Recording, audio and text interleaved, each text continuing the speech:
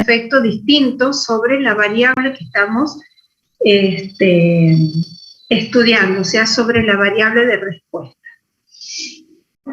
Pensemos entonces que este procedimiento que estamos estudiando es un procedimiento para comparar más de 2 medias poblacionales. Es en realidad una extensión del procedimiento de comparación de 2 medias poblacionales que nosotros estudiamos, y ahora entonces lo extendemos al caso de que hay más de 2 medias. Cuando nosotros estudiamos el procedimiento para 2 medias, habíamos visto que un caso era que todas las medias, todas las poblaciones eran independientes, ¿sí? Y el caso de que estas poblaciones no lo fueran, en el caso de que tuviéramos muestras apareadas. Aquí vamos a considerar, en este caso, que es una extensión del caso de muestras independientes. ¿Está? ¿Por qué? Porque aplicamos los tratamientos, ¿sí? Estos tratamientos son diferentes y entonces no generan las muestras independientes. Bien, el procedimiento del análisis de la varianza matemáticamente no es muy complicado. Ustedes lo van a poder aprender y hacer los cálculos. Lo importante es que entiendan qué es lo que están trabajando. En ese procedimiento lo que nosotros hacemos es comparar las medias, ¿sí? Medias de más de 2 poblaciones, pero a través de un procedimiento indirecto, que es la comparación de varianzas. El análisis de la varianza justamente compara la variabilidad inducida por la aplicación de los tratamientos en las unidades experimentales con la variabilidad, digamos, debida simplemente al error experimental, a los errores de mediciones y demás. Si la varianza producida por los tratamientos es mayor que la residual o debida al error o al azar, entonces decimos que hay algún tratamiento que tuvo un efecto sobre la variable de respuesta y por lo tanto esa variable, ese promedio de valores de la variable de respuesta se distingue, se diferencia de los demás y por lo tanto va a aumentar esa varianza. Entonces, indirectamente, al hacer una prueba sobre varianzas, podemos llegar a hacer una conclusión sobre las medias de las poblaciones. Ahora, y aquí entonces vamos, hasta ahí es donde llegamos el otro día. Nuestra pregunta era, en este caso, cuando nosotros rechazamos la hipótesis nula del análisis de la varianza, ¿sí? Aquí estamos viendo, si en el caso de que el valor de f calculado, que terminamos haciendo una prueba de f, entonces, si el valor de f calculado es mayor que el valor crítico, entonces nosotros estaríamos rechazando la hipótesis nula que nos habíamos planteado. ¿Cuál era esa hipótesis nula? La hipótesis nula inicial era que las medias de los tratamientos que se comparan no difieren. Es decir, cuando digo las medias de los tratamientos, ¿a qué me refiero? A los valores de la variable que estoy estudiando, de la variable respuesta, clasificada por cada uno de los tratamientos. En el ejemplo que habíamos dado, era la altura de plantas promedio para toda la población cuando uso el fertilizante A, cuando uso el fertilizante B y cuando uso el C. La hipótesis nula era que la altura de las plantas en promedio era igual usando cualquier fertilizante, cualquiera de los 3. Y la hipótesis alternativa nos dice, por lo menos las medias, las alturas medias, cuando uso 2 fertilizantes diferentes, difieren.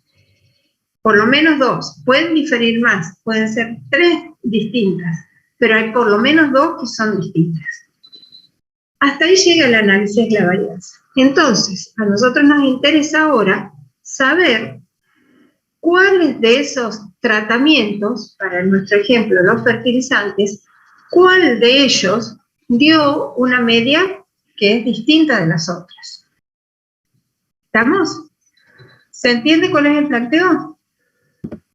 Sí, profe. Sí, profe. Bueno, entonces, ahora vamos a hacer, para responder esa pregunta, nosotros tenemos justamente unas pruebas de comparaciones múltiples, ¿sí? Que nos permiten establecer cuáles de las diferencias que observamos se deben al azar y cuáles a el efecto de los tratamientos. Cuando digo diferencias que observamos, ¿a qué me refiero?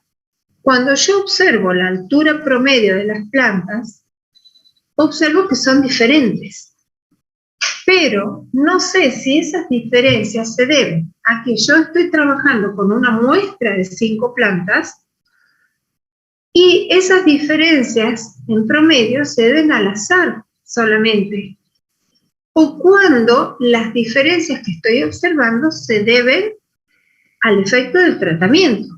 Por eso no puedo concluir solamente observando las diferencias de las medias muestrales.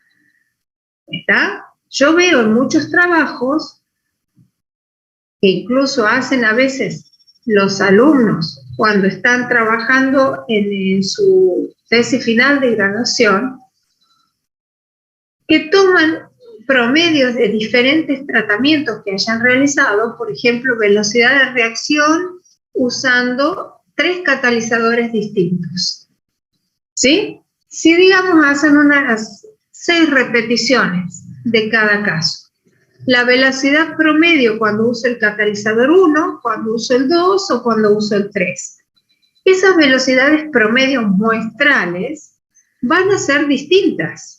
Y entonces a veces concluyen, bueno, como la diferencia es muy pequeña, entonces da igual usar el catalizador 1 o el 2. Y eso está mal, porque nosotros no podemos hacer una inferencia para toda la población a partir de simplemente observar los valores de unas medias muestrales. ¿Está? Entonces, todo este procedimiento de análisis de la varianza, si no, no existiría, nos permite determinar si las diferencias que yo observo se deben simplemente al azar o la muestra que tomamos, o bien, siempre que nosotros hagamos las reacciones con el catalizador A, vamos a tener menores tiempos que cuando las hago con el catalizador B, en promedio, por supuesto. ¿Está? Esa sería una conclusión a la que yo quiero arribar, pero yo voy a hacer una conclusión para toda la población, no solamente para las muestras que veo. ¿Está? Y en ese caso, no puedo guiarme simplemente de la observación, sino que tengo que hacer una prueba. Primero, la prueba del análisis de la varianza, si es que estoy usando, digamos, 3 o más catalizadores, si no haríamos una prueba de T, y después del análisis de la varianza, tengo que empezar a buscar cuál de esos tratamientos produce un efecto diferente. Bien, ahí es donde entran las pruebas de comparaciones múltiples. De estas pruebas hay varias, y nosotros vamos a ver solamente las tradicionales, las más comunes, pero no quiere decir que sean siempre las que ustedes tienen que usar. Hay otras que son igualmente buenas, pero bueno, tenemos que elegir algunas para mostrarles en el curso y elegimos las tradicionales, digamos. Pero puede llegar a ser necesario que utilicen alguna otra en otras circunstancias. Bien, entonces, ¿qué son las pruebas de comparaciones múltiples? Mediante un único contraste de hipótesis, se realizan múltiples comparaciones 2 a 2. Es decir, en forma simultánea, en forma global, yo comparo los resultados de, digamos, la altura promedio de las plantas con el fertilizante A, con el fertilizante B, con el fertilizante C, y puedo llegar a comparar todas las posibles, a realizar todas las posibles comparaciones 2 a 2. Es decir, la A con la B con la C, la A con la C en este caso. ¿Cuál es la idea general? En todas ellas se basa en la determinación de un umbral, es decir, de un valor mínimo de la diferencia entre dos medias para que yo pueda considerar que las diferencias ya son significativas. ¿Y qué quiere decir que son significativas? Que se deben al efecto de los tratamientos y no al efecto del azar, simplemente. ¿Está? Entonces, si la diferencia entre las medias que nosotros observamos es mayor que un cierto valor, que es ese umbral que le llamamos aquí, entonces vamos a considerar que las diferencias de las medias poblacionales son estadísticamente significativas. O sea, hay diferencias entre las medias poblacionales. Entonces, ¿por qué hay muchas pruebas? Porque cada una de estas pruebas determina de una manera diferente ese umbral, ese valor mínimo que hay que superar para que las pruebas sean, para que las medias sean consideradas significativamente distintas. Bien, vamos a ver la primera prueba, que se llama la prueba de la diferencia mínima significativa, o LSD, que es lo mismo, pero en inglés, ¿sí? También ideada por Fisher, el mismo de la prueba de F, y de otras pruebas más. Ahora bien, esta prueba es muy fácil de realizar, y por eso en general es la preferida de muchos investigadores. Sin embargo, no es una prueba que deba realizarse siempre en todos los casos, no es la adecuada para todos los casos. Entonces, hay que tener ciertas precauciones cuando vamos a elegir esta prueba. ¿Se entiende hasta aquí qué es lo que estamos tratando de hacer? Sí, profe. Bien. Sí, profe. Bueno, entonces, esta prueba dice, se debe usar para contrastes planificados. O sea, cuando yo hago la investigación, debo planificar qué contrastes voy a hacer. Entonces yo digo, voy a hacer esto para comparar la altura de las plantas con el fertilizante A y con el fertilizante B.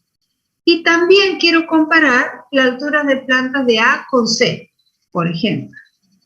Entonces, esos contrastes son planeados. Antes de hacer experimentos, yo voy a planear, yo sé cuáles contrastes quiero valorar.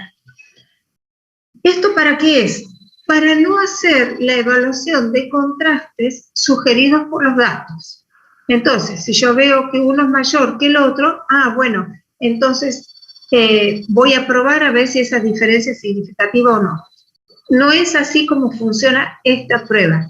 Esta prueba funciona para cierta cantidad de contrastes que tienen que ser planeados de antemano. Porque si yo hago todos los contrastes posibles, entonces el nivel de error de tipo 1 va a ser más grande de lo esperado. ¿Está? Ese es el motivo por el que no se pueden hacer todos los contrastes posibles. Ahora, muchos investigadores utilizan lo mismo esta prueba sin tener ese tipo de precaución. Entonces, puede ser que encuentren más diferencias de las que hay realmente. Ellos estén informando más diferencias de las reales. ¿Por qué? porque cometen el error de tipo 1 con más frecuencia de lo esperado.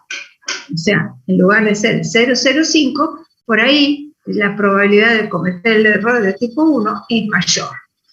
Y eso queda ya sin evaluar, porque como están usando mal la prueba, entonces ya no saben cuál es el nivel de error verdadero. Por eso entonces hay que usarla solamente cuando corresponde. Bien. ¿Cómo se calcula la diferencia mínima significativa para la comparación de medias de dos tratamientos? El valor para calcular se llama DMS, es fácil, y surge de multiplicar un valor de T, el T de Student que ustedes ya conocen, que lo van a buscar en la tabla con el nivel de significación de la prueba sobre 2, porque estas son pruebas bilaterales, es decir, digo, las medias poblacionales del tratamiento A y del B son iguales o son distintas. ¿Está? Para eso están planeadas las pruebas, para hacerlas por igual o por distintas, no por este es mayor o este es menor. ¿Queda claro? En las conclusiones se dice son iguales o no hay diferencias significativas o sí hay diferencias significativas. Bien, entonces busco el T con el alfa sobre 2 y los grados de libertad son los grados de libertad del error. ¿De dónde saco estos grados de libertad del error? Esto de cuando hago la tabla del análisis de la varianza, que calculo el error, ¿sí? Y sus grados de libertad, esos grados de libertad son los que vienen aquí. ¿Estamos? Porque esta es una prueba que al ser global, si bien comparo dos medias de tratamientos, también incluye las varianzas que hay entre las observaciones de otros tratamientos que no están siendo comparados en este momento. Por ejemplo, si usé 4 tratamientos en el ensayo, pero yo quiero comparar el A con el B, estas pruebas, todas, tienen en cuenta este valor que se llama cuadrado medio del error o la varianza del error, que la calculamos en el análisis de la varianza. Este cuadrado medio del error tiene en cuenta los errores cometidos en los otros tratamientos, no solamente los que comparo que son A y B. Entonces, esta es una prueba donde el cuadrado medio del error es el global para todo el ensayo. ¿Está? Así se planean estas pruebas. Bien, entonces, decíamos, busco valor de T y lo multiplico por la raíz cuadrada de ¿quién? Del cuadrado medio del error, o varianza del error, multiplicada por 1 sobre N1 más 1 sobre N2. Donde N1 y N2 son los tamaños de las muestras de los tratamientos que estoy comparando. Si estoy comparando el tratamiento 1 con 5 repeticiones y el 2 con 7 repeticiones, pongo acá 5 y acá 7. ¿Estamos? Entonces, esta prueba admite su uso cuando los tratamientos que estoy comparando tienen distinto número de repeticiones. Y esto lo destaco porque otras pruebas no permiten. Bien, entonces calculo lo que se llama la diferencia media significativa, ese es el umbral que hablábamos antes. Entonces ahora, ¿cómo resuelvo la prueba?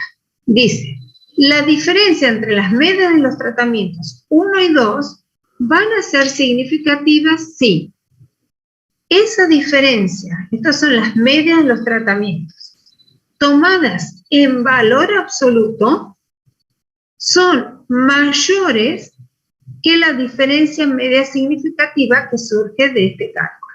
Este valor siempre va a ser positivo. ¿Está? Entonces, bueno, podría ser que busquen el T del otro lado, que usen el T negativo, pero bueno, por eso le pongo que siempre tienen que usar el valor absoluto.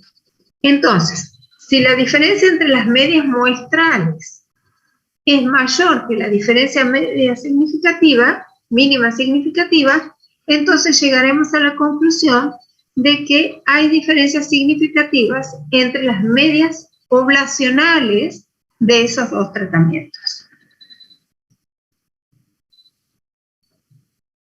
Aquí les muestro la tabla del análisis de la varianza para el ejemplo que veníamos desarrollando el otro día, donde teníamos 3 fertilizantes y 5 plantas de tomates, creo que era, para cada uno de ellos, de los 3 fertilizantes. ¿Estamos?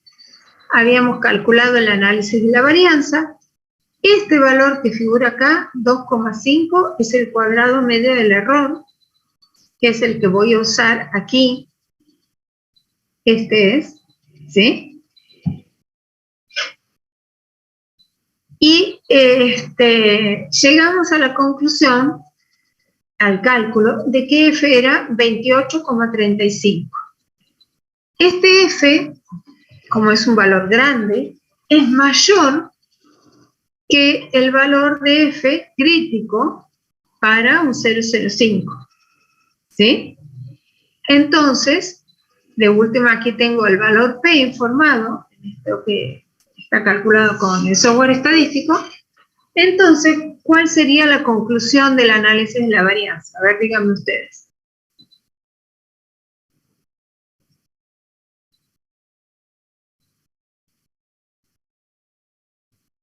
¿Distintas? ¿Cómo? ¿Que las medias son distintas? ¿Cuáles medias?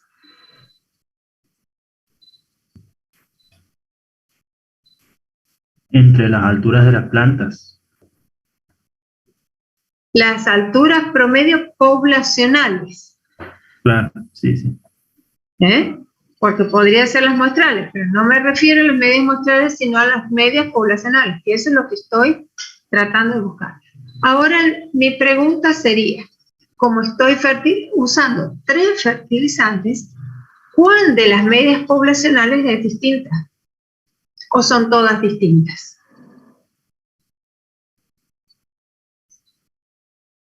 Esa es la pregunta que nosotros vamos a responder haciendo la prueba de la diferencia mínima significativa de Fisher, ¿está? O la prueba de T, que también se le llama, que es la misma, de Fisher, de comparaciones múltiples de Fisher. ¿Está? Entonces, el análisis de la varianza dice por lo menos 2 medias poblacionales o 2 alturas de plantas en promedio son distintas. Vamos a ver cuáles. Entonces hago la prueba, calculo la diferencia mínima significativa y me da este valor. Fíjense, 2,1788. ¿De dónde sale este valor? De esta fórmula. Busco el valor de T, el cuadrado medio del error es 2,5 y acá tengo 1 sobre 5 más 1 sobre 5 porque eran 5 plantitas que habíamos puesto en cada tratamiento. Hacemos la cuenta y esta cuenta me da 2,1788. ¿Qué quiere decir eso? Que si yo hago la diferencia entre la altura de las plantas promedio con fertilizante C y el fertilizante A, por ejemplo, si esa diferencia es mayor que 2,1788, entonces voy a decir que las diferencias en promedio, las poblacionales, difieren significativamente. ¿Sí?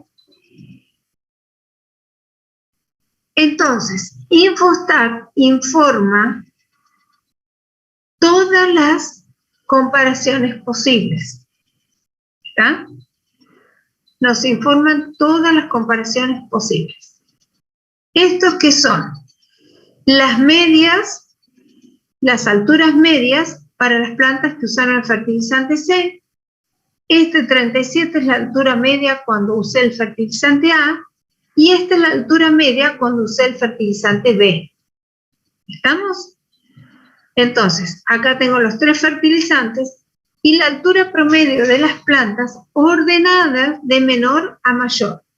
Fíjense, 36,4 es la menor y 43,2 es la altura promedio cuando usé el fertilizante B. Estos promedios, recuerden, están calculados para 5 plantas, cada uno de ellos. ¿Está? ¿Qué más informa Infostat? Informa el error estándar, que es, ¿qué era el error estándar? A ver, ¿se acuerdan? El error estándar de la media. ¿A qué era igual?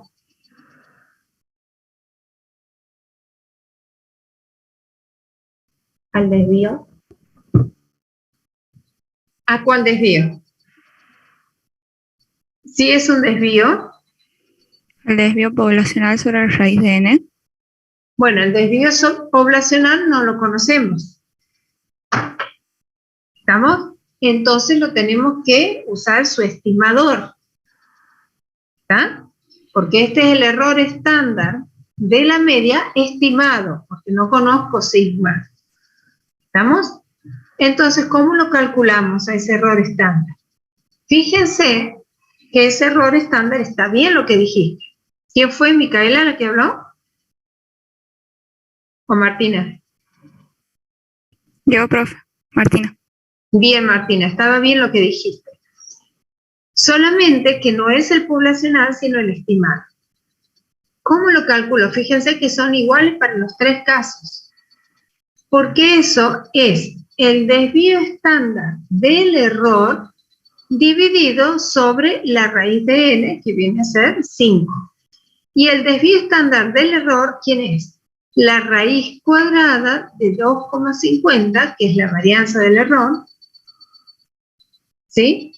Entonces, la raíz cuadrada de 2,50 dividido 5 me da 0,71. Eso es el error estándar de la media. ¿Sí? Bien. Y aquí vamos poniendo en estas otras columnas que vamos a ir agregando aquí, vamos a ir poniendo los resultados de las comparaciones. Fíjense cómo se hace. Yo calculo que la diferencia mínima significativa es 2,17. Ahora, calculo cuál es la diferencia entre las medias, que tienen que estar ordenadas. Entre C y A, ¿cuál es la diferencia?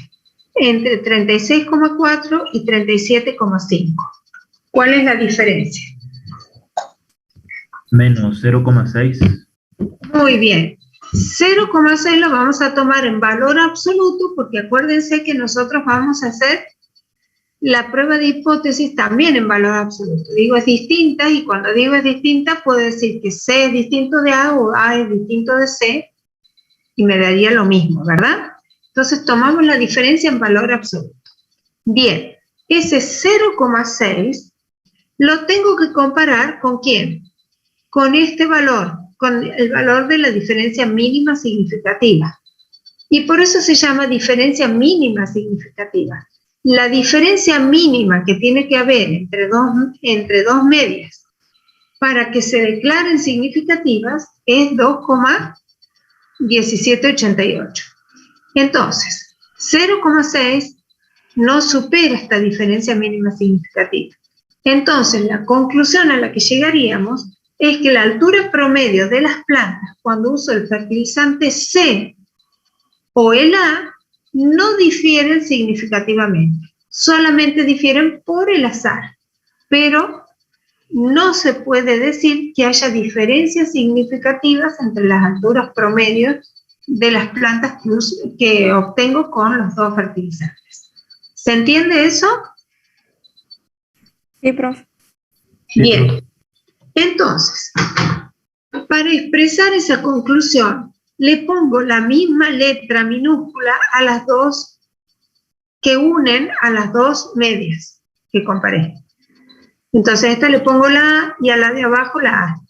Cuando yo veo en esta tabla que estas 2 tienen la misma letra, entonces digo que no hay diferencias significativas entre la altura de las plantas con fertilizante C y con el A. Ahora vamos a hacer la otra comparación. Si yo comparo la altura de las plantas que obtuve con el fertilizante A y con el B, fíjense que las medias son 37 y 43,2. ¿Cuál es la diferencia entre estas dos medias? Entre 37 y 43,2. 6,2. Muy bien, 6,2. Ahora tengo que comparar 6,2 con esta diferencia mínima significativa. Fíjense, esta es la diferencia, este valor de la diferencia, 6,2. Es mayor que la diferencia mínima significativa, que es 2,1788. ¿Sí? Entonces, quiere decir que por lo menos en la altura de las plantas, ¿sí?, se obtiene una altura promedio distinta cuando uso el fertilizante A y cuando uso el B. ¿De acuerdo? No da lo mismo usar esos dos fertilizantes. La altura de plantas promedio que obtengo son significativamente diferentes. ¿Cómo lo expreso eso? Fíjense que este fertilizante tenía la letra A. No tiene que ver que sea la misma letra que el nombre del fertilizante. Yo había puesto las mismas letras para indicar que estos dos no había diferencia significativa. Entonces, ahora, pero entre la altura de las plantas con A y con B, sí hay diferencias. Entonces, para indicar eso, tengo que poner una letra diferente. Le pongo la B. Entonces, fíjense, aquí se hace la aclaración. Medias con una letra común no son significativamente diferentes con P mayor de 0,05. ¿Está? Entonces, estas dos no difieren significativamente, en cambio, entre A y B sí hay diferencias significativas y por eso quedan distintas letras. Esto es una nomenclatura habitual que nosotros, ustedes van a ver en cualquier trabajo publicado. ¿Por qué? Porque en general no se publican todas las tablas de análisis de los datos. Lo único que se publica es una tabla de resumen de los datos, donde se dan las medias, se indican las repeticiones y la prueba que se hizo. Y directamente se indican con las letras para que uno, el que lee, sepa o interprete dónde se encontraban diferencias significativas. ¿Estamos? Esa es una nomenclatura habitual en el caso de las publicaciones científicas. Bueno, así se resuelve entonces usando la prueba de Fisher. Por eso es una prueba bastante fácil de aplicación. Profe, Sí. ahí no tendría que hacer después el B con el C o seguir así. Bueno, sí, se pueden hacer el B con el C y vamos a hacerla para que sepamos. Fíjate, si yo comparo el B con el C, ¿qué pasa si comparo el B con el C? Tendría que hacer 36,40 menos 43,20. ¿Sí? ¿Cuánto me da eso? 6,8. 6,8. 6,8 es mayor que 2,17, ¿verdad? Sí. O sea que hay diferencias significativas también en la altura de plantas que obtengo con el C y con el B. Ahora, eso también ya está indicado aquí, fíjate, porque la letra que está acompañando al C es esta, y es distinta de la letra que está acompañando al B. Esta con esta. Entonces, al no estar unidas con la misma letra, estamos indicando también que las diferencias son significativas. Claro. ¿Está? Ahora, en esta prueba, una de las restricciones es que no se pueden hacer más comparaciones que las correspondientes a los grados de libertad de tratamiento. Entonces, si yo quiero hacer todas las comparaciones entre todos los pares de medias, ¿sí?, debería usar otra prueba. ¿Cuántos son los grados de libertad de tratamiento? Fíjate, aquí tengo 2. O sea que con esta prueba yo debería hacer solo 2 comparaciones. ¿Todo esto para qué? Para mantener el nivel del error de tipo 1.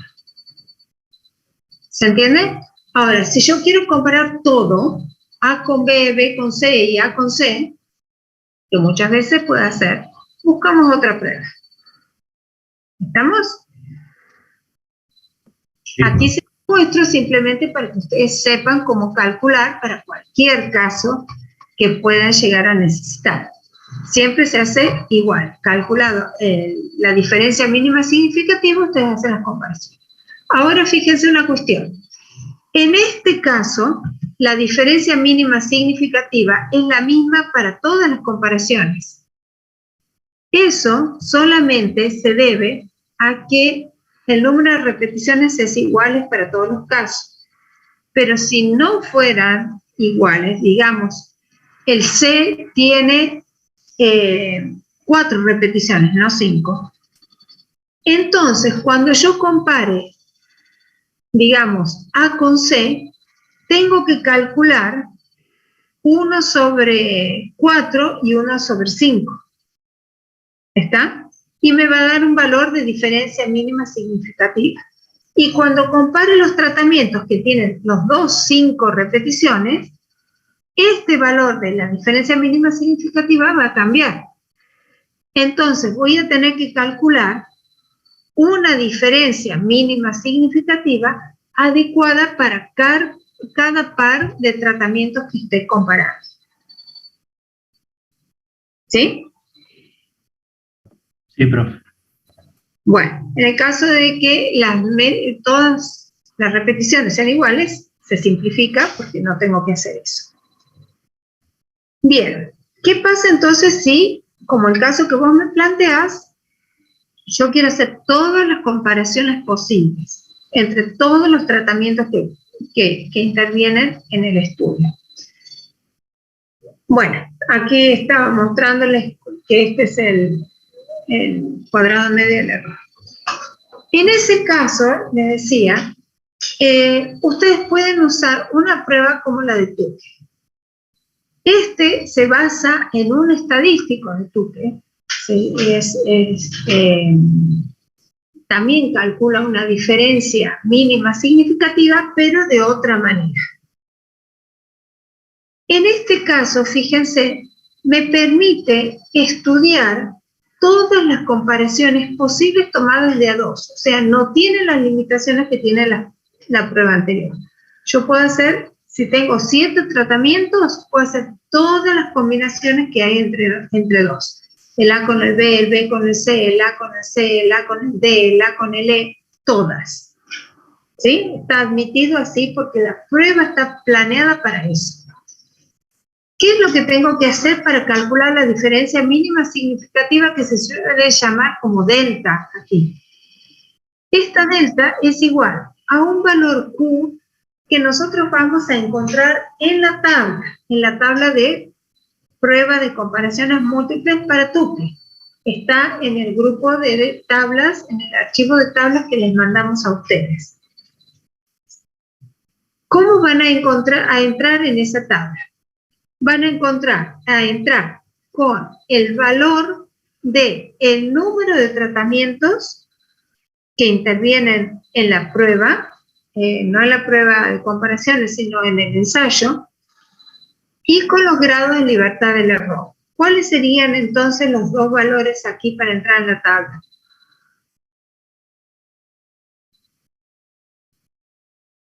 ¿Cuántos tratamientos tengo? 3. ¿Y cuántos eran los grados de libertad del error? Eran 12. ¿Sí? Ahí está. Los grados de libertad del error son estos, 12. Entonces, Cuando yo vaya a buscar el valor Q en la tabla para hacer el cálculo de la diferencia mínima significativa, voy a entrar con 3 y 12. Uno va en los grados de libertad del error, están en las filas, y el número de tratamientos están en las columnas. ¿Está? Entonces yo busco para 3 y 12. El valor que está en el cuerpo de la tabla es ese valor, el Q que vamos a utilizar aquí. A eso lo tengo que multiplicar por la raíz cuadrada, fíjense aquí. ¿De quién? Del cuadrado medio del error dividido entre n. Eso es una diferencia con la anterior. Aquí no me dice n1, n2, me dice n, nada más. ¿Y eso qué significa? Que esta prueba se usa cuando el número de repeticiones es el mismo para todos los tratamientos. ¿Y cómo me voy a acordar eso? Fíjense ustedes que aquí no dice n con un subíndice para indicar de qué tratamiento es. Dice n, o sea, hay solamente un n, que es el mismo número de repeticiones para todos los casos. En este caso sería 5. Entonces, de nuevo, calculo el valor de delta y uso el mismo criterio en todos los casos. Así ustedes no se van a olvidar, no se van a confundir. Si la diferencia entre las medias muestrales es mayor que el valor de delta calculado, todo en valor absoluto, entonces, si eso pasa, declaro que las diferencias entre las medias poblacionales son significativas. ¿Cómo se ve la prueba en Infostat? El cuadro de análisis, la varianza es el mismo exactamente, solamente que aquí uso otra prueba. ¿Y dónde veo? Aquí. La diferencia mínima significativa, fíjense que ahora es 2,66. ¿Sí? Entonces, este es el valor con el que yo voy a comparar las diferencias entre las medias para hacer la prueba. Entonces, hago de la misma forma. Calculo la diferencia entre C y A, era 0,6. Si 0,6 es mayor que 2,66, no, ¿verdad? Entonces, no hay diferencias entre las alturas de plantas cuando uso fertilizante C y el A. ¿Cómo lo indico? Uniendo las dos con la misma letra. Ahora voy a comparar la A con la B. ¿Sí? 37 menos 43,2. Calculo esa diferencia y la comparo con 2,66. En ese caso, la diferencia encontrada es mayor que 2,66. Entonces, el fertilizante A, aquí, y el B, no van a estar unidos con la misma letra, sino que van a tener diferentes letras. ¿Está? Y así hago con la otra diferencia. ¿Se entiende? Sí, profe. Sí, profe. Bueno, en este caso, en particular, los resultados son iguales a los anteriores. Pero eso no siempre va a ser así. Eso va a depender de los valores particulares de cada conjunto de datos. Lo que sí me interesa que ustedes vean es que esta diferencia mínima significativa en la prueba de Tukey, ¿cuánto vale? 2,60. Y nos acordamos cuánto era la anterior. Fíjense, era 2,17. Este valor es menor que el otro. Entonces, por eso se dice que la prueba de Tukey es más exigente. ¿Por qué? Porque la diferencia mínima calculada es más grande, ¿sí? Por lo tanto, la diferencia que hay entre las medias muestrales tiene que ser más grande para que pueda superar al valor calculado en Tukey. Y entonces, ¿Profe? sí. Me estaba fijando y en las tablas que nos dio, no nos dio el estadístico de Tukey. ¿No está? No lo encuentro, pregunté a un par de compañeros, no los tienes tampoco. No, Bueno, ya les voy a decir a la ingeniera Abdala que les envíe, si no están en internet, pero ya les voy a dar el formato que teníamos las nuestras, para que todos tengan las mismas. Los valores son los mismos, no hay ningún problema, pero para que no tengan que empezar a buscarlos. Gracias. Así que bueno, la primera la resuelven con la tabla de T directamente, que es el estadístico que usa. Aquí sí necesitamos el valor de Q, que se suele llamar amplitud estudiantizada de Tuque. Entonces, lo que les decía es que el valor de este delta que nosotros calculamos con Tuque es más alto que el que usamos cuando calculo con la prueba de T. Entonces, ¿qué quiere decir? Que si una diferencia es significativa, quiere decir que esta diferencia entre las medias de los tratamientos es más grande, ¿está? Para que pueda superar al valor delta. Y por eso decimos que la prueba es exigente. Cuando evaluamos las medias, las diferencias de medias con la prueba de Tuque, y esta prueba da significativa, nos quedamos tranquilos porque en realidad las diferencias que existen son importantes, son grandes. Y ese es un criterio que nosotros vamos a usar para cuando tengamos que elegir cuál prueba utilizar.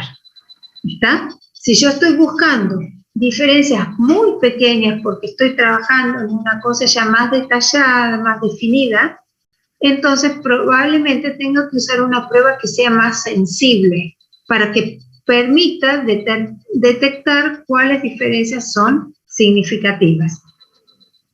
Y si estoy buscando cosas importantes, grandes, o sea, diferencias grandes entre los efectos de los tratamientos, para discriminar bien, esto es muy distinto de esto otro, entonces probablemente me convenga usar una prueba como la de Tuque, que es exigente, digamos. ¿Se entiende? Sí. Bueno, esto que tengo aquí es para mostrarle en gráfico cómo se puede representar toda esta información en un gráfico. Hago un gráfico de barras donde marco la altura hasta el valor de la media. Esto que está aquí es el error estándar, ¿sí? Que se lo puede graficar o no, eso es voluntario. Cuando el error estándar es muy chiquito, como en este caso, uno lo puede mostrar. Fíjense que la media es 36 y el error es de 0,7. O sea, la magnitud del error es muy pequeña. Entonces lo podemos mostrar porque quiere decir que estamos haciendo las mediciones de forma correcta, ¿sí? Estamos controlando cualquier variabilidad por el azar. Entonces, los resultados de las pruebas los indicamos asignándole la misma letra a los tratamientos en donde no hay diferencias significativas y distinta letra en el caso de que la prueba de diferencia de medias me indique que las medias de los tratamientos, o sea, las medias poblacionales, son distintas. Esta tiene la A y esta tiene la B. Esta tiene la A y esta tiene la B. Entonces, el fertilizante B, ¿sí?, evidentemente es el que produce una altura de plantas muy diferente a los otros dos. ¿Está? Según esta prueba. Y según la anterior, coinciden los dos. Bien. Esto es para interpretar los resultados, ¿no es cierto? O para mostrarlos. Hay otra prueba que se llama prueba de Duncan, que es una prueba un poquito más refinada, digamos, porque no calcula un solo umbral, sino un umbral que va cambiando según cuál sea la comparación que yo quiero hacer. Entonces, ese umbral entonces cambia según sea el número de medias que están implicadas en cada contraste. Ese umbral es más pequeño que el de Tuque, de la diferencia media significativa de Tuque. Entonces, me va a permitir detectar diferencias que son más pequeñas, que Tuque no las declara significativas, pero Duncan sí. Entonces, se dice que el test de Tukey es más conservador, digamos, para declarar significativa una diferencia, necesita que sea muy grande esa diferencia, y el de Duncan, que tiene menos potencia, ¿está? O sea, menos capacidad para detectar diferencias que en realidad existen. ¿Cómo se hace, cómo se procede con esta prueba? Aquí yo les puse el ejemplo con el que estábamos tratando, donde no sé por qué no se ven bien aquí en la tablita esta, pero estas son las medias de cada tratamiento, ¿sí? Esta C tiene una barrita aquí, que apenas se distingue, el A y el B también. Entonces las medias se ordenan de nuevo de menor a mayor. Entonces, la diferencia mínima significativa la vamos a calcular, para el caso de la prueba de Tukey, utilizando un valor que vamos a buscar en la tabla, en este caso, la tabla de Duncan, ¿sí? Que sería este que le llamamos Z. No lo quieran confundir con la Z de la normal, no tiene nada que ver, tiene el mismo nombre de casualidad nada más, ¿está? Pero no tiene nada que ver el concepto ni nada. ¿Cómo vamos a buscar este valor? Según el nivel de significación que hayamos establecido y según el número de medias que abarca el contraste. Y a eso lo vamos a multiplicar por la raíz cuadrada del cuadrado medio del error, como antes, dividido entre n. N también significa aquí que las repeticiones tienen que ser iguales para todos los tratamientos. Eso es lo que pide esta prueba. Entonces, ¿qué es eso del número de medias que abarca el contraste? Aquí lo vemos.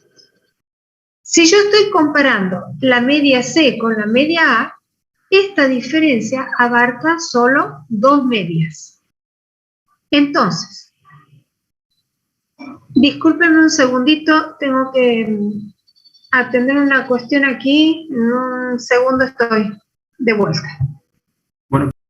Que este valor, que si yo hago C menos A, esa diferencia abarcaba 2 medias. Entonces, ¿a dónde va a estar,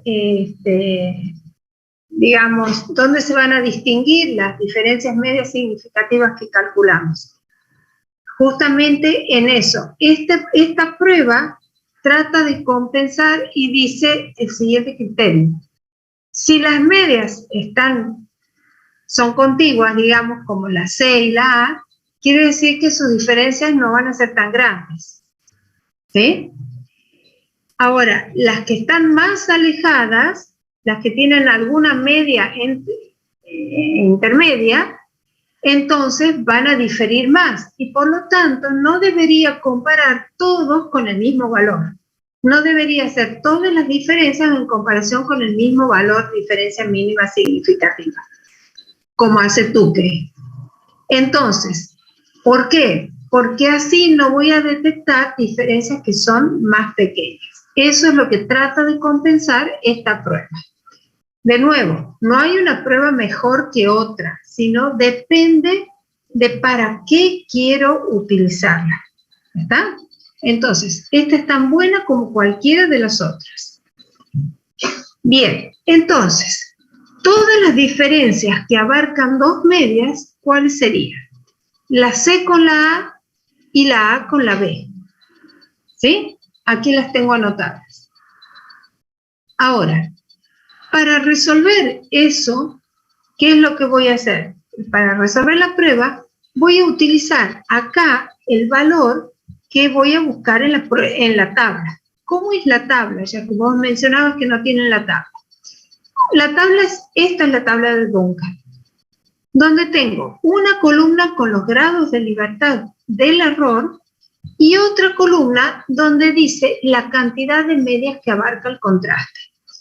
Entonces, cuando el contraste abarca 2 medias, 3 medias, 4 medias, 5, 6, esto es, bueno, para un ejemplo el que tenga más tratamientos. Aquí ya no tengo. ¿Estamos? Entonces, ¿Cuál es el valor de Z que yo voy a buscar? Voy a buscar para los 12 grados de libertad del ejemplo mío, y ¿cuál voy a necesitar? Este valor cuando las diferencias, para las diferencias que abarcan 2 medias y para las que abarcan 3 medias.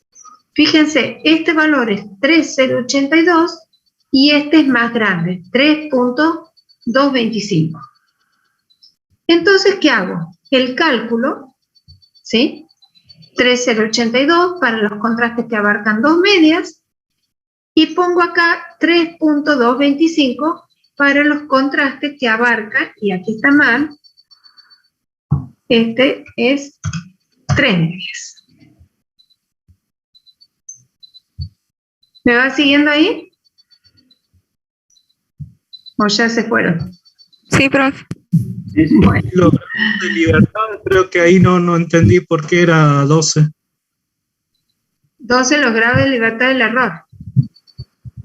Del análisis de la varianza, ¿sí? El error tiene 12 grados de libertad. Entonces seguimos usando eso.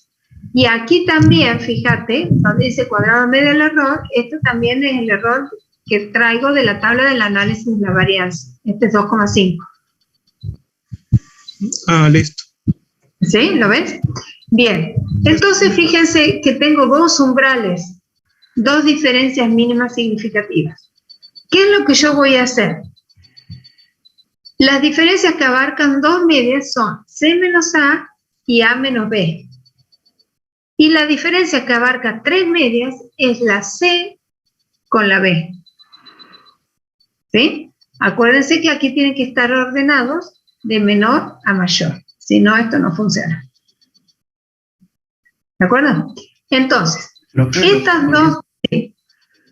Decime. se dice con 3 medios. ¿Por qué se dice que abarcan 3 medios? No lo entendí. Porque fíjate, esta es la primera y esta es la tercera. Ah, bien. Gracias. En cambio aquí tengo la primera con la segunda y la segunda con la tercera. Entonces esta diferencia abarca 2 medias, pero esta tiene una media aquí en el medio. O sea, uso la C con la B. Si tuviera más medias, tendría diferencias que abarcan 4 medias. Entonces hago la primera con la cuarta y así. Entonces, la cuestión es que yo tengo un valor para evaluar estas dos diferencias y otro valor para evaluar esta diferencia, que son estos que calculé acá, con el 3,082 y el 3,225. Fíjense que esta es más pequeña y esta es un poco más grande. Entonces, cuando yo compare esta diferencia con esta otra, esta diferencia la tengo que comparar con 2,179, esta no la supera y esta sí. Esta diferencia 6,2 es mayor que 2,79. Entonces aquí le pongo un asterisco, que eso suele indicar que esta diferencia es significativa, o sea que supera el valor mínimo significativo. Y aquí 6,8 también es más grande que 2,28. ¿Sí? Esta otra diferencia, como abarca 3 medias,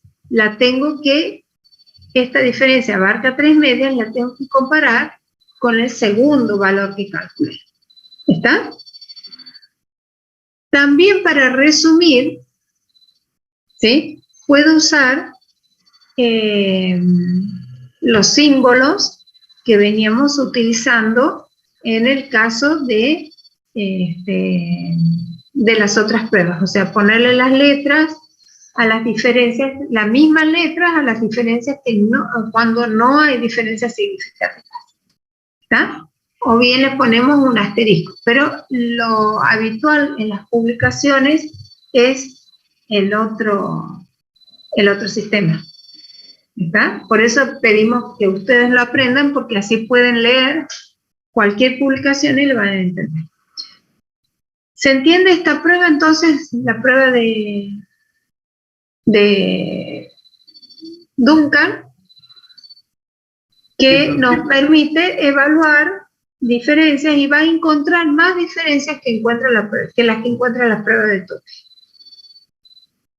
Hay otra prueba más que se llama prueba de Dunnett, ¿sí? Esta prueba es muy específica, solamente se utiliza cuando entre los tratamientos tengo uno que es un control, ¿sí? Por ejemplo, ¿qué es un control? Puede ser cuando yo estoy utilizando un tratamiento en forma habitual, ¿sí?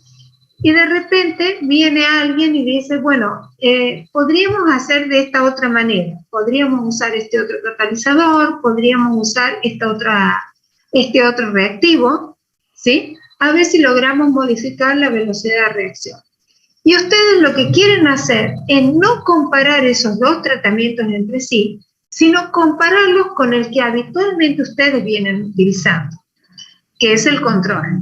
Entonces, en los casos en que yo quiero comparar todos los tratamientos con uno que es el control, voy a utilizar la prueba de Dunnett. ¿Está?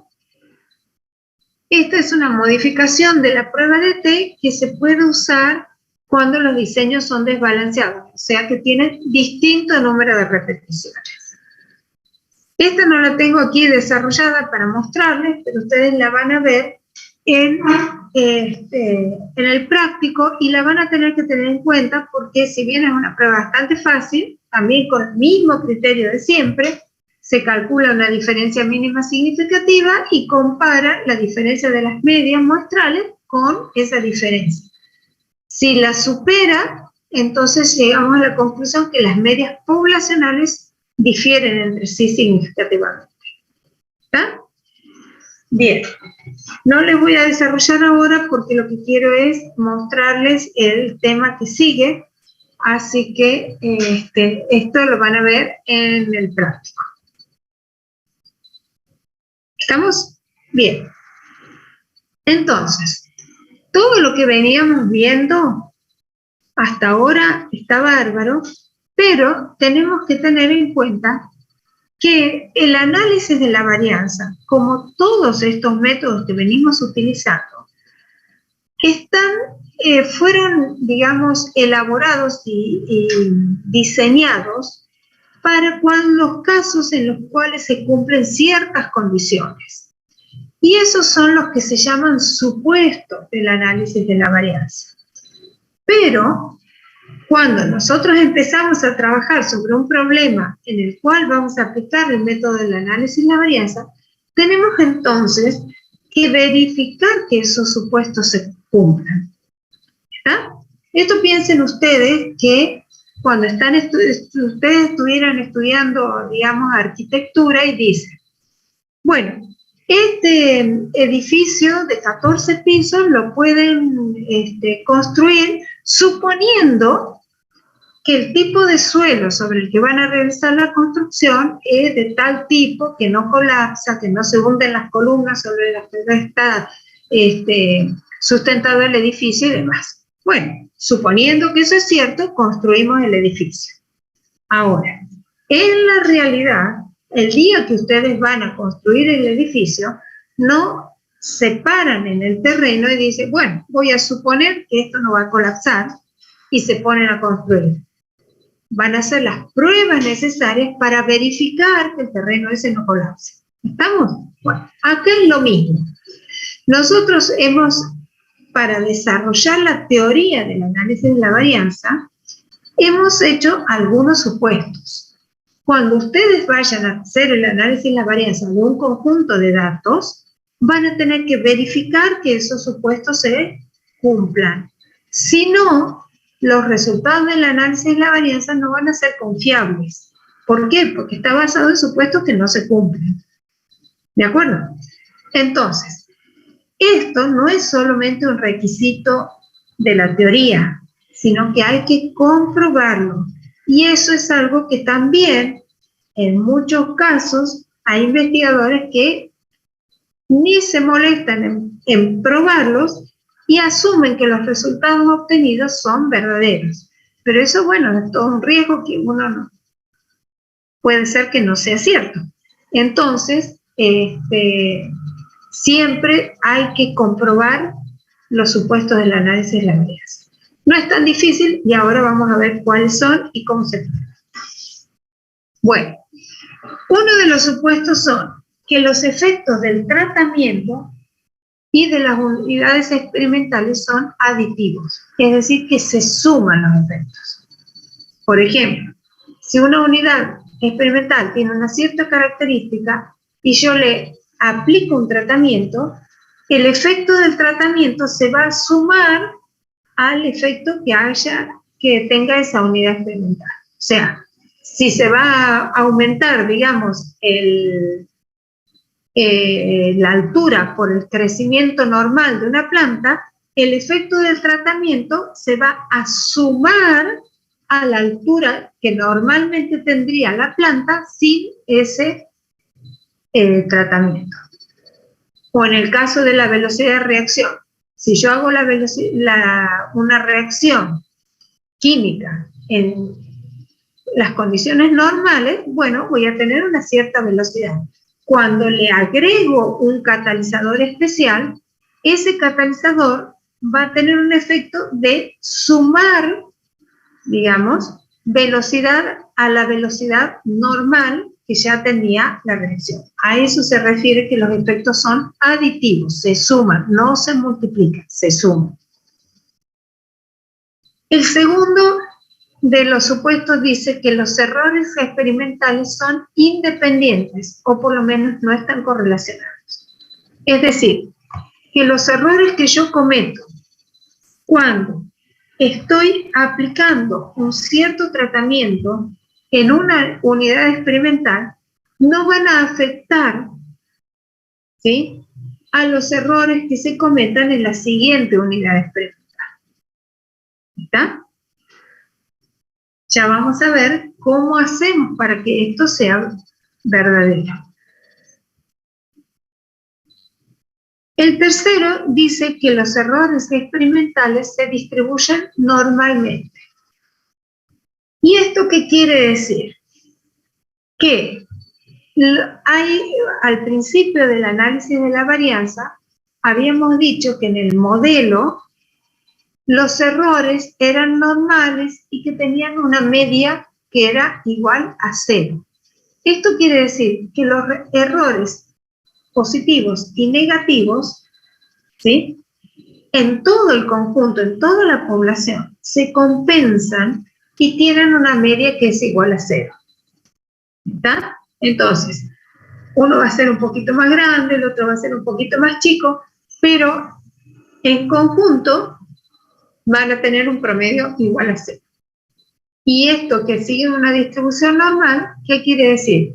Que los errores muy pequeños, cercanos a 0, son los más frecuentes y los errores muy grandes son errores muy poco probables, muy poco frecuentes. ¿Está? Si esto es así, entonces el análisis de la varianza va a ser válido. ¿Qué otro supuesto hay? Que los errores experimentales tienen varianza constante, es decir, que no dependen de los tratamientos ni de otros factores. ¿Qué quiere decir? Que cuando yo estoy aplicando, digamos, un cierto catalizador, que es un tratamiento, en una reacción, la variabilidad de las observaciones con ese catalizador va a ser más o menos similar a la variabilidad de las observaciones con cualquiera de los otros catalizadores. ¿Se entiende esto?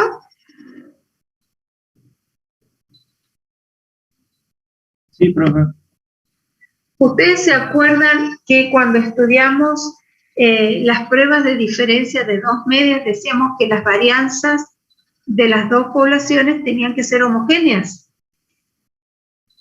¿Se acuerdan? Que decíamos que tenían que ser más o menos del mismo orden de magnitud. Y para eso hacíamos una prueba de F. La prueba de F. Muy bien. Bueno, este supuesto que tenemos acá es equivalente a ese. Porque estamos diciendo que las varianzas para todos los tratamientos tienen que ser iguales, o por lo menos homogéneas. ¿Está? Extendemos el supuesto para dos muestras, lo extendemos para todas las, perdón, para dos poblaciones, lo extendemos para más de dos poblaciones. Es el mismo supuesto y tiene el mismo criterio. ¿Está? Entonces, las varianzas dentro de cada tratamiento tienen que ser del mismo orden. Bien. Entonces, ¿cómo vamos a verificar los supuestos? Fíjense que los supuestos se hacen básicamente sobre los errores. Digo, los errores tienen que ser independientes, los errores se distribuyen normales, tienen que tener la misma varianza. Estamos hablando de los errores. ¿Cómo voy a calcular esos errores? En realidad, los errores verdaderos no los vamos a conocer, sino que los vamos a estimar a través de, bueno, del error, de lo que llamamos residuos. Los residuos estiman a los errores. Los errores son poblacionales, los residuos son calculables, digamos, porque voy a conocer los valores de la muestra. Entonces, ¿a qué se llama residuo de la observación? Se llama a la diferencia entre el valor que obtengo entre el valor observado y el valor predicho por el modelo. ¿Cuál es el valor observado? La medición que yo hago. ¿Y cuál es el valor predicho por el modelo? El valor promedio. ¿Está? Entonces, si yo aplico el tratamiento, digamos, el fertilizante A, lo que yo espero obtener es la altura promedio de las plantas. ¿Sí? El valor de la altura promedio, ese es el valor que será el más frecuente y el valor que yo esperaría obtener. Pero no obtengo eso, obtengo un valor diferente. La diferencia entre lo que observo y lo que yo esperaba obtener, a eso se le llama error. Pero aquí yo lo que calculo, fíjense, es un residuo. ¿Por qué? Porque lo que yo conozco es la media muestral, no conozco el valor de mu. Este mu con el sombrerito es la media muestral. ¿Sí? Entonces, vamos a ver en la tabla de datos para que se entienda un poquito mejor. El error o el residuo E sub IJ, vamos a llamarlo, para ponerle un valor específico, 2,3. ¿Qué quiere decir? Que recibió el tratamiento 2 y es la repetición número 3. O sea, ¿cuál sería ese valor? Este. ¿Sí? Este es el valor observado. Es el Y sub IJ. Es el Y23. La diferencia entre este valor y la media de su tratamiento. La media de su tratamiento, ¿cuál es? 43,2.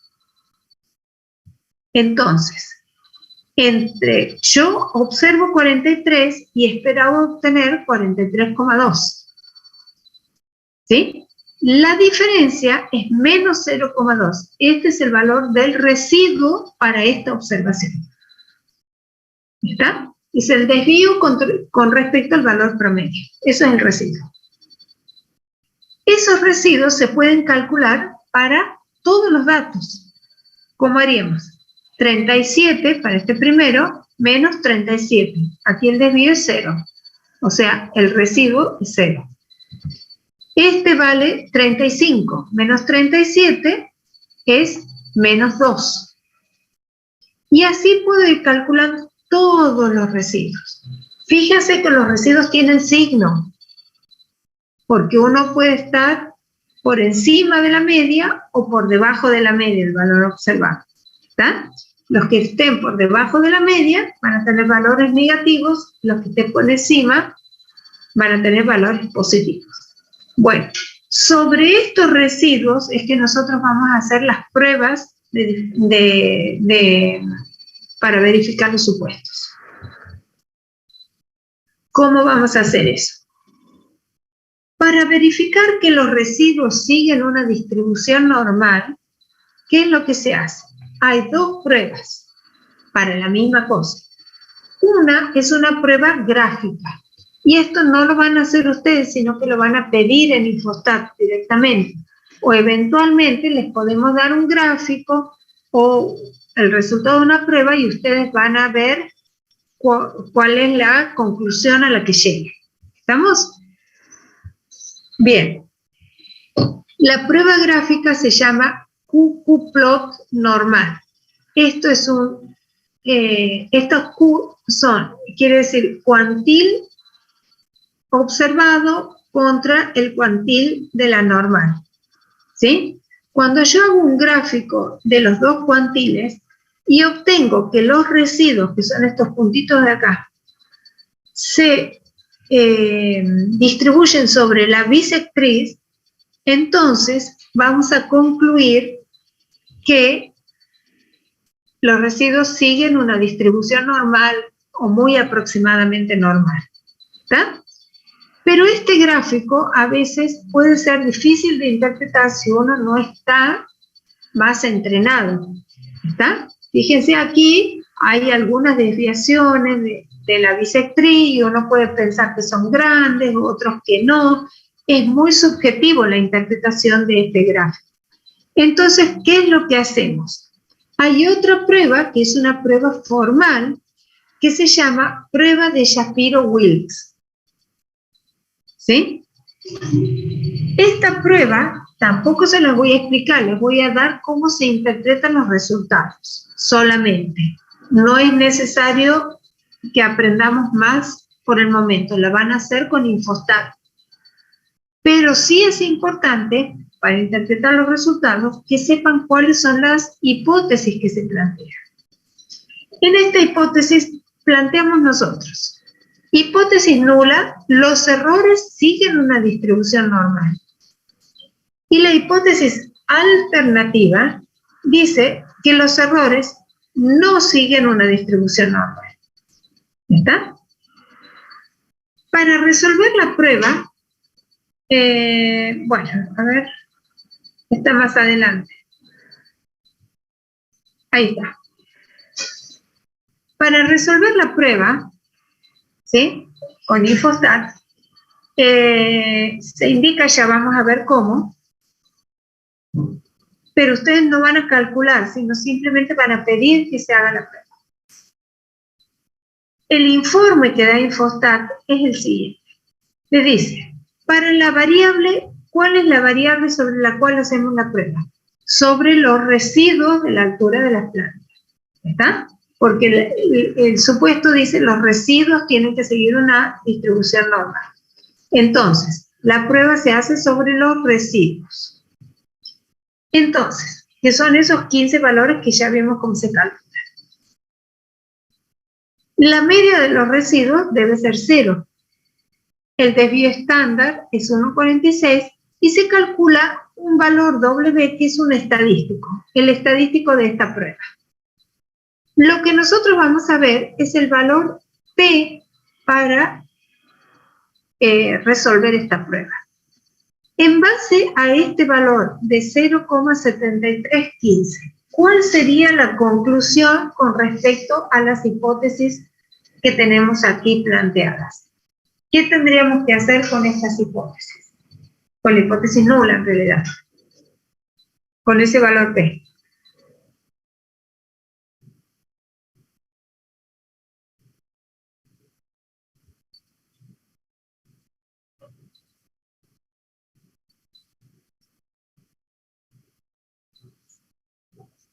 ¿Qué dice?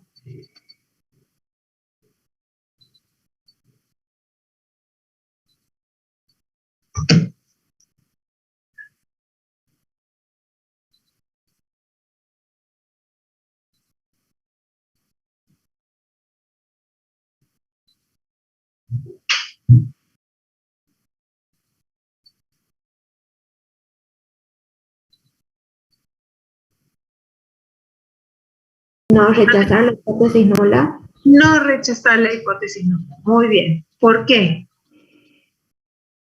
Porque es mayor al valor de alfa. Claro, como el valor P es grande, entonces no debo rechazar la hipótesis nula. Eso quiere decir que los datos, ¿sí? Digamos, podemos interpretar de alguna manera como que los datos están apoyando lo que dice la hipótesis nula. Por eso el valor P es muy grande, ¿sí? Ese valor P me da la probabilidad de obtener un valor del estadístico, que aquí es W, se llama, un valor de este estadístico, siendo que la hipótesis nula es verdadera. Como en ese caso la probabilidad es muy grande, de 0,7, entonces no hay motivo para rechazar la hipótesis nula. ¿Está? Entonces diríamos que nuestros datos están cumpliendo el supuesto de que los errores siguen una distribución normal. ¿Estamos? Entonces, para probar si los errores siguen una distribución normal, mejor dicho, si los residuos siguen una distribución normal, tenemos la prueba de Shapiro-Wilks, ¿sí? Y la vamos a interpretar como la compañera dijo recién. El otro supuesto muy importante, es el siguiente. Es el supuesto de homogeneidad de las varianzas. Acuérdense, similar al que hacemos con la prueba de T.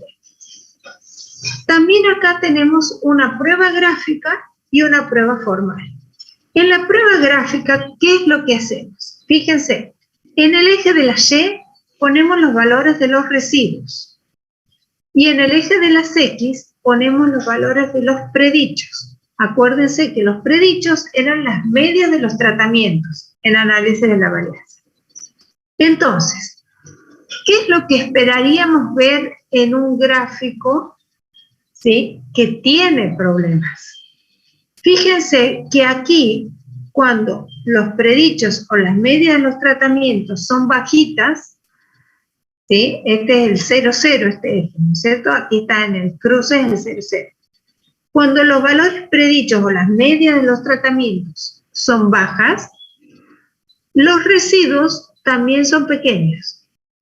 Pero a medida que aumenta el valor del predicho, o sea, las medias están aquí, ¿qué es lo que pasa? Los residuos son más grandes. ¿Está? Entonces, hay un problema de que las varianzas no son iguales para todos los tratamientos. ¿Está? Entonces, eso me indicaría que este supuesto no se está cumpliendo. Esto ocurre mucho en los casos en que ustedes están utilizando distintas concentraciones para un reactivo. ¿Sí? La concentración 1, la 2 y la 3. Pongámosle que sean 3 concentraciones. Cuando estoy con concentraciones bajas, a veces las lecturas son todas más o menos parecidas. Pero cuando entro en concentraciones más altas, a veces cuando están en el límite de detección de una prueba o algo así, puede haber mucha variabilidad en las observaciones, ¿sí? En ese caso vamos a decir que no hay homogeneidad de varianzas. Siempre que yo vea un gráfico de residuos versus predichos que tiene una forma así como un embudo, ¿sí?, entonces vamos a estar ante un problema de falta de homogeneidad de varianzas. Y ahí entonces, bueno, ¿qué es lo que vamos a hacer? Hay otros métodos para analizar ese tipo de datos. Nosotros no lo vamos a ver, pero sepamos que hay un método diferente para analizar los datos cuando no hay homogeneidad de varianzas. Igual que antes, que vimos que cuando las varianzas no eran homogéneas a través de la prueba de F, teníamos que hacer una corrección en la prueba de T y todo eso. Bueno, aquí también tenemos que utilizar otro método. Solo que ese otro método no lo vamos a ver aquí porque es un poco más complicado. Entonces, en este curso no lo vamos a ver. Ahora, puede ser que sea un poco difícil determinar la homogeneidad de varianzas mirando el gráfico. Entonces hay una prueba, que es una prueba formal, que se llama prueba de Leven. ¿Qué quiere decir esta prueba de Leven? Se hace un análisis de las varianzas, pero utilizando como dato los residuos en valor absoluto. Entonces, se ingresan como datos los residuos en valor absoluto y se hace el análisis de la varianza, usando los mismos tratamientos. Si en el caso del valor P, que fuera muy grande, como en este caso, 0,58, 0,59 prácticamente, entonces, si este valor es muy grande, entonces yo asumo que las varianzas dentro de los tratamientos son homogéneas, ¿sí? Que se cumple el supuesto. Pero si este valor es muy pequeño, voy a llegar a la conclusión de que las varianzas para algunos de los tratamientos son mucho más grandes que otros. Y en ese caso, vamos a utilizar el otro método de resolución que nosotros no lo vamos a ver. ¿Se entiende más o menos esto? Sí, profe. Bueno. Aquí les puse, para que ustedes observen, un gráfico de residuos versus predichos, que este gráfico está hecho para el ejemplo nuestro, para los 15 datos que teníamos nosotros. Fíjense que no hay nada de embudo aquí. Esto es un poquito más de variabilidad, se ve, pero no es preocupante. ¿Está? Están más o menos dentro del mismo orden de magnitud. Entonces, nosotros no tendríamos que decir nada más que algo así como que no se aprecia que haya falta de homogeneidad en la varianza residual. ¿Está? Bien. Bueno, esto es todo lo que les quería decir. Ah, me falta uno de los supuestos que tenía por acá. Decía que los errores experimentales son independientes o por lo menos no están correlacionados. ¿Qué quiere decir ese supuesto? Quiere decir que dije antes, que las observaciones de una unidad no quiere decir que las de la siguiente tengan que estar correlacionadas, ¿sí? Sino que son independientes. Cuando tengo un problema de que los datos o los residuos estén correlacionados. Hay veces que si yo hago, por ejemplo, todas las lecturas del tratamiento 1 primero, del tratamiento 2 después y finalmente del tratamiento 3, entonces, ¿cuál problema puedo llegar a tener? Cuando estoy haciendo las lecturas del último tratamiento, probablemente yo esté cansada, ya no vea la hora de irme a mi casa, esté trabajando con el equipo que ya está en otras condiciones, puede ser que no esté calibrado como cuando empecé a trabajar, y entonces cometa más errores en la medición de este último tratamiento. ¿Está? Entonces, todas las mediciones de este último tratamiento que me encuentra cansado, con el equipo ya mal calibrado y demás, van a estar con un nivel de error más grande que el otro. Y en ese caso, no va a haber independencia en los errores. ¿Cómo tengo que hacer para solucionar esto? Tengo que hacer las mediciones al azar. Entonces, tengo que sortear primero, hago la medición de una unidad experimental con el tratamiento 1. Después ver cuál otra medición me sale sorteada. Y hacerlas en forma aleatoria. De manera que los errores que pueda cometer se distribuyan, ¿sí?, en forma uniforme en todas las unidades experimentales. ¿Sí? Y no perjudique a algunas en beneficio de otras. Para eso es que se dice que hay que aleatorizar, o bien aplicar los tratamientos en forma aleatoria y hacer las observaciones también en forma aleatoria. Cuando yo elijo una unidad para hacer la observación, no tengo que ir y mirar cuáles son las mejores para hacer las observaciones primero, sino que tengo que sortear y ver cuál es la que me toca, la extraigo, hago la observación, sorteo de nuevo y hago la segunda observación.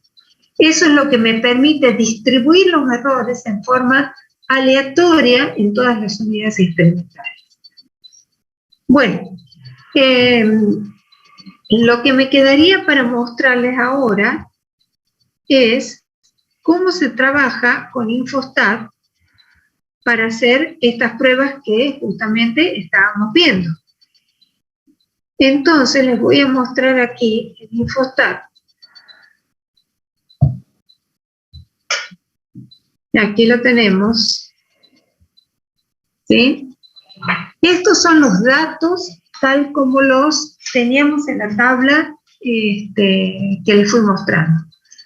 Tengo los datos, las alturas de las 15 plantas, y acá tengo otra columna con la segunda variable, que es una variable de clasificación, porque está clasificando las alturas de las plantas según el fertilizante que yo le agregué. Entonces, fíjense que tengo dos variables, una variable que es respuesta y una variable de clasificación. Entonces, estas 5 unidades recibieron el fertilizante A, estas otras 5 el B y así. ¿Qué es lo que voy a hacer? Lo primero que voy a hacer es el análisis de la varianza. Fíjense, me voy al menú de estadísticas, selecciono análisis de la varianza y aquí tengo que indicar cuál es cada una de las variables. La variable dependiente será la altura, ¿verdad? Y la variable independiente o variable de clasificación es el fertilizante. Yo tengo las alturas clasificadas según el fertilizante que hayan recibido las plantas. Acepto aquí y se me abre el segundo menú. Aquí fíjense que tengo la opción, esto es lo que les decía, que no vamos a calcular nosotros, tengo la opción de pedir que guarde los residuos, los valores predichos, los residuos estudentizados, que son los residuos que se cambian de escala. ¿Se acuerdan ustedes que cuando trabajábamos con la normal, estandarizábamos? Bueno, aquí se hace una cosa parecida. No es lo mismo, por eso se llaman estudentizados, no estandarizados. Pero es un cambio de escala. Y finalmente los residuos absolutos. ¿Está? Bien. Con todo esto, ya solamente me faltaría pedirle si quiero que haga algún contraste. Entonces, si selecciono aquí, perdón, comparación, vamos a hacer. Si vamos a seleccionar aquí, podemos pedirle que haga la prueba de Tukey para las medias clasificadas según el fertilizante que haya utilizado. ¿De acuerdo? Con estos datos que voy a guardar de los residuos, voy a hacer la comprobación de los supuestos. Al aceptar, entonces vamos a tener aquí,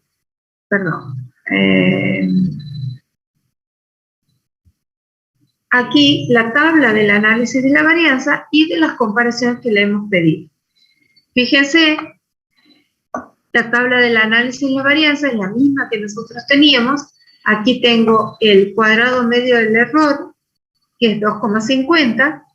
Bueno, los 12 grados de libertad que también nos veníamos utilizando, todos esos vienen de acá, del cálculo del análisis de la varianza. Y esta de aquí abajo es la prueba de Tukey. ¿Se ve bien ahí? Sí, profe. Ahí la podemos agrandar un poquito más. ¿Sí? En esta prueba de Tukey, que es la misma que hicimos nosotros, pero lo que le quería mostrar es cómo se la pide. ¿Está? Aquí está la diferencia mínima significativa, ¿sí? Los grados de libertad y los datos del error que se usaron, que vienen de esta parte de la tabla del análisis de la varianza. Bien. ¿Qué otra cosa tenemos con con los resultados? Fíjense que acá tengo esta gráfica que le pedí que me haga un gráfico de barras. Si nosotros miramos así, vamos a decir, este tratamiento A tiene una altura muy pequeña y el tratamiento B dieron alturas espectaculares para las plantas. Pero tengan en cuenta, y fíjense, que el gráfico se lo hace con los parámetros por defecto. Y fíjense que aquí entonces, en el centro de los ejes, no está el 0, 0. ¿Está? Entonces, para que nosotros podamos interpretar sin tanto error este tipo de gráfico, tendríamos que colocar, como corresponde, la escala en que medimos el eje Y, que vamos a decirle que empiece en 0. ¿Sí? En el eje de las X, naturalmente, no se puede, porque es una variable de clasificación. Ahora fíjense cómo cambia el gráfico. Y las diferencias que parecían tan grandes, tampoco son tan grandes. Pero, igualmente, yo no me puedo confiar en lo que parece, porque ya vemos que los gráficos son engañosos, sino que me tengo que confiar solamente en los resultados de la prueba estadística. Aquí, como yo le pedí que cuando haga el gráfico le ponga los resultados, entonces me aparecen las letras que me indican que no hay diferencias significativas en las alturas de las plantas cuando usan los fertilizantes C y A. Y que en cambio, sí hay diferencias en la altura de planta que obtengo cuando uso el fertilizante A y el B. ¿Estamos? Bien. ¿Qué otra cosa se puede ver aquí? Vamos a ver la tabla. Cuando yo le pedí que guarde los residuos, los predichos y todo eso, agrega columnas, ¿sí? Agrega columnas con la información que le pedimos. Fíjense que esta columna es la columna de los predichos. Y acá tengo los valores promedio para cada uno de los tratamientos. Estos son los valores promedios para el tratamiento A. Estos son los promedios para el tratamiento B, hasta aquí. Y aquí tengo el promedio para el último tratamiento. Bien. Aquí esto es el residuo para la altura de la planta.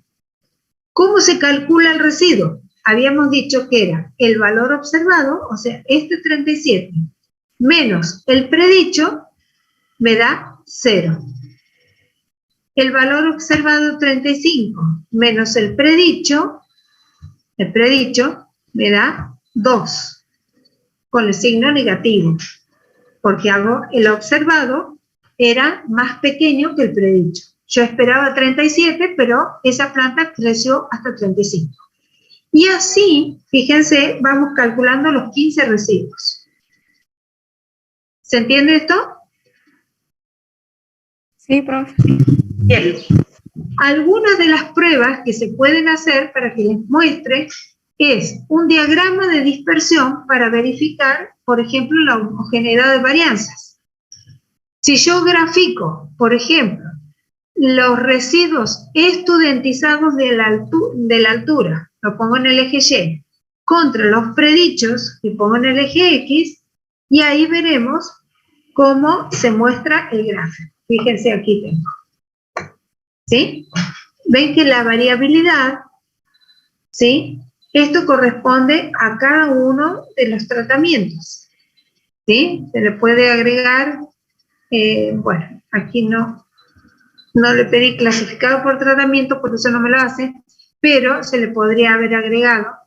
Y estos corresponden al primer predicho, ¿sí? Que sería 37, después tengo el otro 36,4, este es 36,4, este es 37, y esto es para 40 y pico.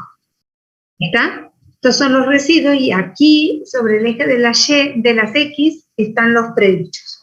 Entonces, de esta manera se hace el gráfico para verificar si las varianzas son homogéneas. Y finalmente, si nosotros nos vamos al menú de estadísticas, fíjense acá, inferencia basada en una muestra. Aquí tengo la prueba de normalidad de Shapiro-Wilks. Cuando selecciono esto, me pregunta con qué variable quiere trabajar. ¿Quiénes tienen que ser normales? Los residuos. Entonces vamos a ponerle los residuos.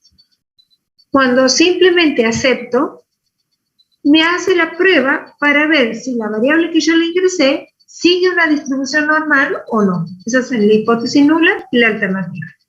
Y aquí está el valor que habíamos visto hace un ratito cuando les mostré en la presentación de este procedimiento que se obtiene. ¿Estamos? Bueno. Sí, profe. Entonces, cuando queremos usar otra prueba, sería lo mismo, solamente que seleccionamos las otras pruebas que aparecían. Las otras variables, decís vos. Sí. Claro, pero como aquí estás haciendo la prueba para verificar un supuesto específico, ¿a vos quién te interesa? El supuesto, ¿qué es lo que dice? Que los residuos tienen que seguir una distribución normal. Claro, para lo de cuando usamos Duncan, eso me refería, que podemos seleccionar, ahí había varios, he visto, de la de Duncan, la de... No me acuerdo sí, cuando eso. hacemos el análisis de la varianza, las pruebas de diferencias de medios, sí. Sí, Aquí ahí. tenemos varias, vamos a limpiar, tengo que llegar poniendo altura como variable dependiente, fertilizante como variable de clasificación, acepto acá y veo las comparaciones. Aquí hay varias pruebas. De estas vimos la prueba de Fisher, vimos la de Tukey y vimos la de Duncan. Las otras no las vimos, pero son también importantes, en especial la de Bonferroni. Antes de usar la prueba LSD de Fisher, es preferible usar la de Bonferroni. ¿Por qué? La de Bonferroni se ocupa de que, aunque haga muchas pruebas de T para comparar dos medias, equilibra el error de tipo 1 para que siempre tenga el mismo valor. O sea, corrige, ¿sí?, los problemas que me puede traer realizar una prueba de T mal hecha. Entonces, antes de usar la prueba LSD o de Fisher o prueba de T, como también se la llama, es preferible usar la de Bonferroni. Si yo la marco directamente, me da los resultados. Entonces, tiene el mismo grado de dificultad cuando la hacemos con el Infostat. Si la hago a mano, tengo que tener en cuenta algunas otras cositas. ¿Está?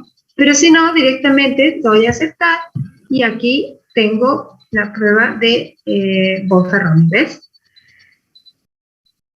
Me hace la comparación con la prueba de Bonferroni. Entonces, ustedes van a seleccionar la prueba que quieran hacer, la prueba de comparaciones múltiples que sea adecuada para el caso que están estudiando. Y, como les digo, ahí tienen varias, pero bueno, cada una tiene su propósito y su caso en el que es adecuado. Si tienen distintas repeticiones, hay que tener cuidado porque no todas son adecuadas para el caso de que las repeticiones son distintas, ¿sí? Por ejemplo, Tukey y Duncan no son recomendables. Sí, profe. ¿Alguna otra pregunta?